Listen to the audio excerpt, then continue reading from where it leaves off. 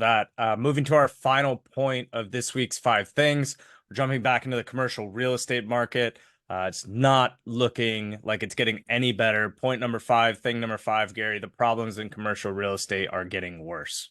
We've been talking about commercial real estate, I think, every week for the last month, Hmm. Yeah, and definitely. probably will continue doing so for a while. It's a big problem. It's a big problem for two reasons. One is because valuations in the commercial real estate space are down a huge amount.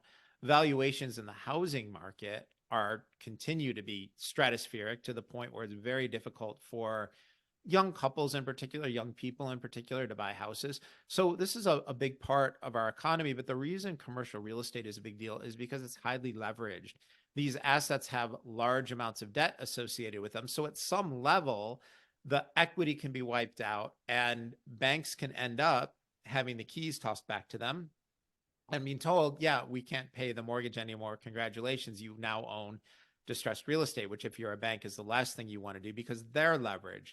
And this is the basically the commercial real estate version of what we saw in 2008 in the US housing market. So the thing that we're seeing in a number of big cities, and we're talking now about the office market, Rob, I assume you guys, how often are you guys in the office?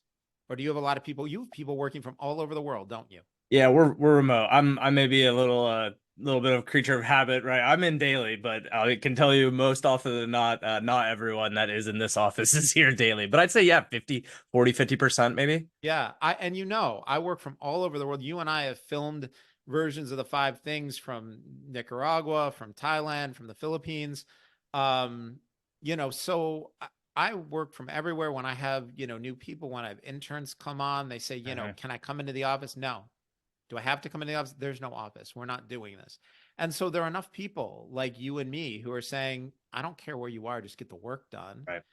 And it's putting pressure on the commercial office space. Now, what some of these properties are doing or the landlords are doing is they're doing something that's technically legal but highly misleading. So what they're doing is they're saying, their tenant comes to them and says, I don't know if I want to renew my lease. It's $10,000 a month.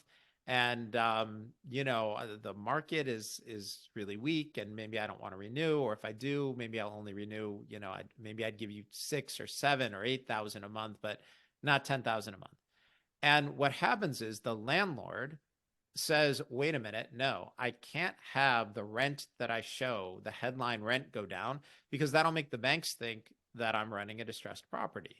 So they say, listen, I need you to sign a contract that says you'll keep paying $10,000 a month. But in exchange for you signing that, I'll give you a free month of rent. Or maybe I'll give you 2 free months of rent. Or maybe I'll give you 2 free months of rent and we'll pay for a build out, or we'll pay to renovate your space. We'll pay for the stuff you were going to pay, right? But we can't have the headline rent change. And so, it's technically legal, but what they're doing is fraud adjacent, right? It's highly misleading because it's like saying, "Hey, Rob, pay me $10,000 so I can tell people you paid me $10,000, but here's $2,000 or $3,000 in cash back under the table that we won't report to anyone." And then I get to report a big number and you get to pay the lower amount. And so we're seeing that in the commercial office space. I would also give a round of applause to the Wall Street Journal. They've covered this issue really well and in great detail. It's been really good reporting by them on this topic. What would the domino be that falls that does get people to wake up in the commercial real estate space to what is actually happening? I mean, I'm sure a lot of the big players obviously already know the situation, right? But when you kind of have the blindfold being covered over everybody else's eyes, I mean, what is that moment, that catalyst that will make everybody wake up and say, "Oh, wow, the commercial real estate space is in what you're calling it pretty bad shape." So the issue with what these property owners are doing is it helps the numbers that they report, but it doesn't help the cash flow statement, right? So if they're telling everyone I'm collecting 10,000 in rent, but they're paying out 2, 3, $4,000 under the table, then their real effective rent is, 6, 7, $8,000. Right. And so, it makes the income numbers or the reported numbers to the bank look good, but it's not great for your cash flow statement. And so, what will happen at some point is, enough people say, I'm not renewing at any price, or I'm not renewing even if you give me a free month or two. And then some other people say, yeah, I want 2 free months and a build out.